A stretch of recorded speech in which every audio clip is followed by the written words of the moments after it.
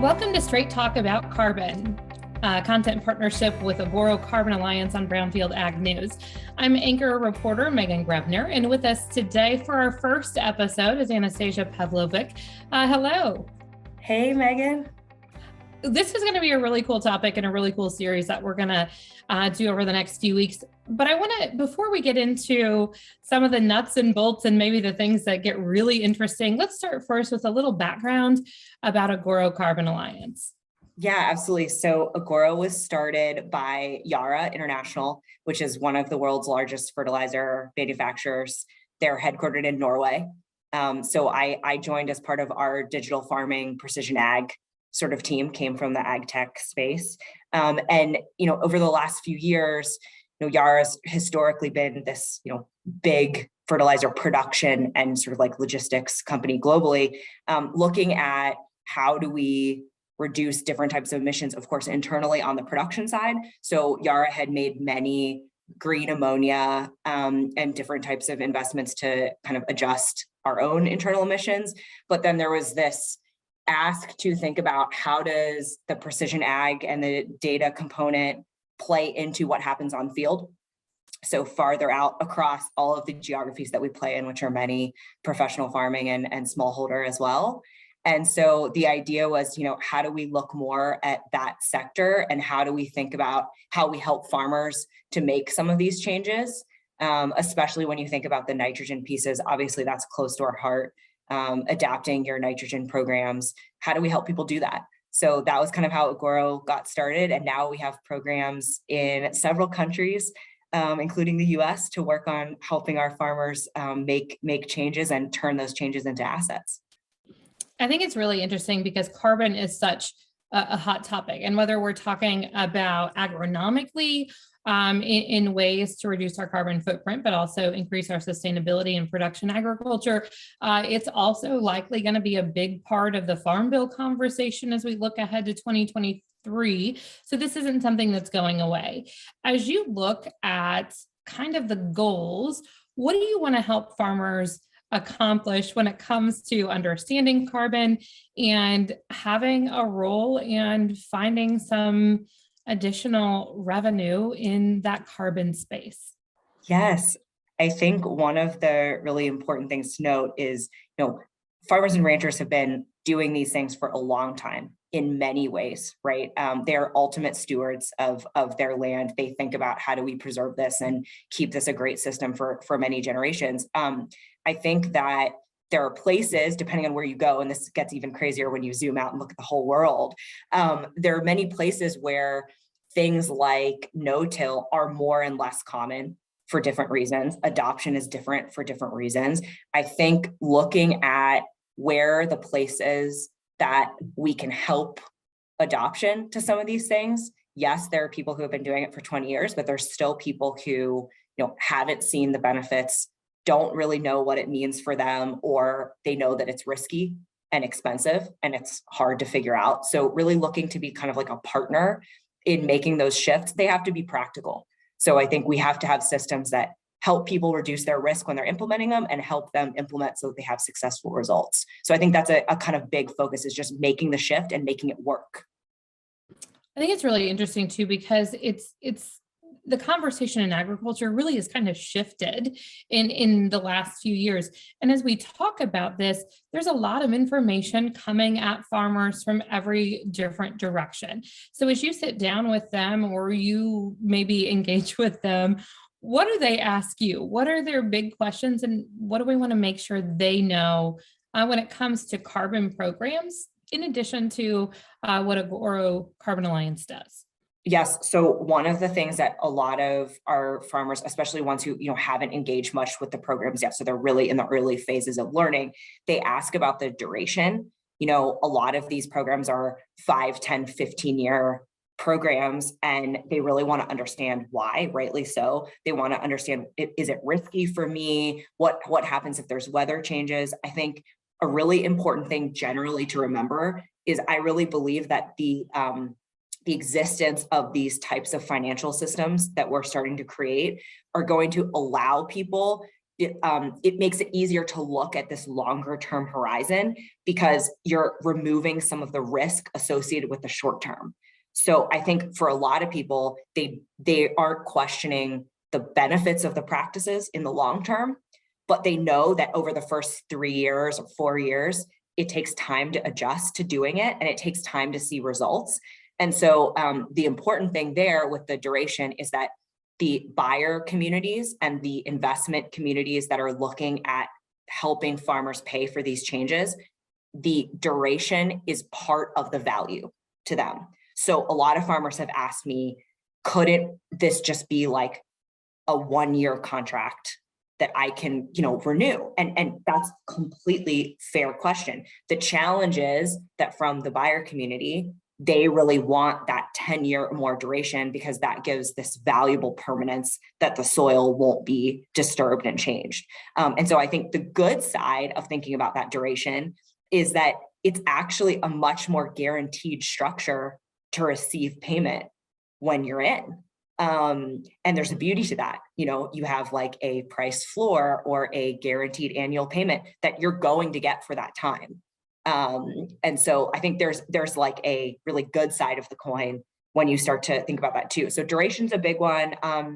Other things I would say really related to pricing. I think because this market is so early, a lot of people ask me about like regulation and standardization. So, at first they ask, wait, so there isn't a governing body that, sets a price.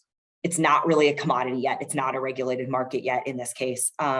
So, what does that mean in terms of pricing? What's the price per ton? I think very important things farmers can ask as they're navigating their process are things like, it's not just the carbon ton price.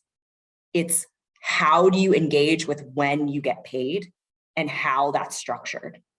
Because it's not just about saying that you'll get blah carbon price if that doesn't really matter if you don't get any of it until year 5 or year 10. You need to understand a little bit more of the details of how that's structured. And so I think digging in a little bit more on the pricing structures as opposed to just a number that's per ton or per acre is really important because it is not apples to apples. Everybody's program is different.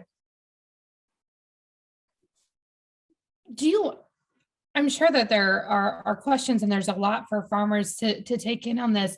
When we talk about this, though, this isn't just a submit your questions to a website, call a phone number. Agoro Carbon Alliance actually has on the ground folks that can help answer those questions and facilitate that conversation and direction, right?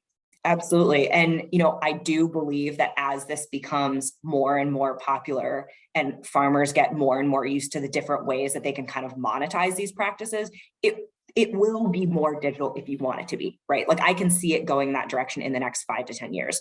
But today, I think it's new. It's a complicated space.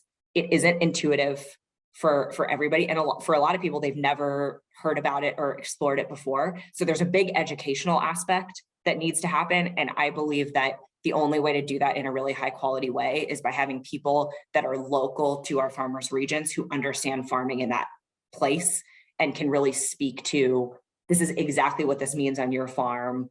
Here are the other farmers that we've talked to in this area, and like, here are some of the things they're doing. It helps make it a little bit more tangible, and you can ask your questions to like a real person who's an agronomist who knows what you're going through. So let's talk about coverage area.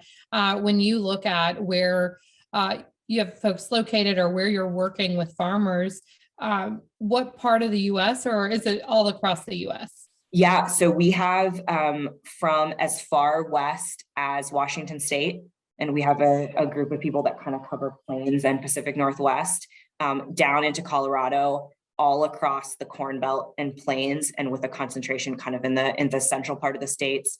A pretty significant size group in Texas and Missouri, Kansas area. And then we have a few people around the Arkansas, Kentucky, down to the Delta and Florida. So we have a pretty good swath. And I think at least enough that we have somebody who is relational to any farmer that we come up with in the US. When you look at where the carbon programs are today and what Agoro Carbon Alliance is doing today, where do you want to see it move, and how do you want to see it? What type of path do you want to see it move forward in the coming years? I definitely think there's a kind of chapter of this in every part of what we do. I think on the agronomic side, I very much want to be one of the thought partners for farmers all across the country and in our other geographies of what it means to make these changes. How do you think about your soil health? Our guys on the ground are so, every time I'm out with them, going anywhere in any part of the States, so impressed by their knowledge and depth in like what it means for soil health to do some of this stuff. So I think agronomically, that's one. I think there's a whole depth of things into nitrogen management, tillage, all the new products that will start to come and develop as part of these markets that will be exciting to think about helping farmers use. So I think the agronomic thing is one.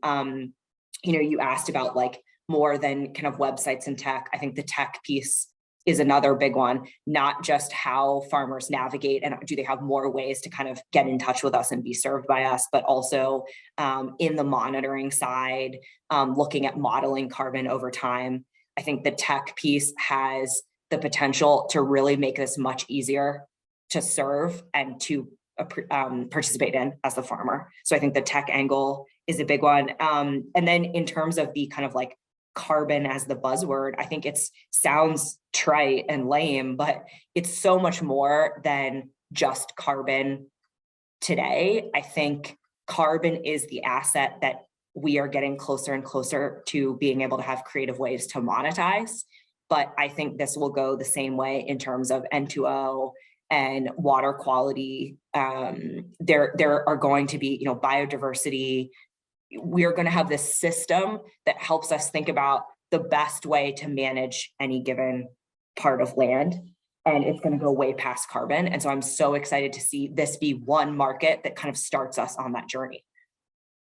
It really is kind of wide open spaces when you look at the possibility, not just in the technology and the sustainability aspect of it, but really for farmers and ranchers across the country as well. Absolutely. No, it's so exciting. And I every farmer, no matter like what the questions are, what their concerns are, it is the start of many opportunities that I think it can be scary. They're new, there's lots to learn, but I really believe that like this is going to open a myriad of opportunities for the different types of farmers we see across US and Canada. And it's something to be excited about.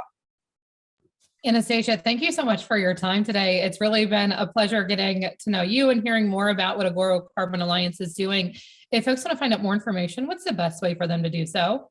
Our website, agorocarbonalliance.com, is the best place to kind of see and reach out. You can read some things. We have our knowledge hub that has a bunch of info about the practices in soil health from many of our experts out in the field. You can also check out our social media. We have our Facebook, LinkedIn, and Instagram pages that a lot of people follow, especially for events. We're at a lot of regional events this year, looking to connect with farmers in their local area. So you can always find out more about those on the social media and come see us. But yeah, lots of good ways to reach out. Anastasia, thank you so much for your time today. We appreciate it. Thanks, Megan. I'm Megan Grebner for Brownfield.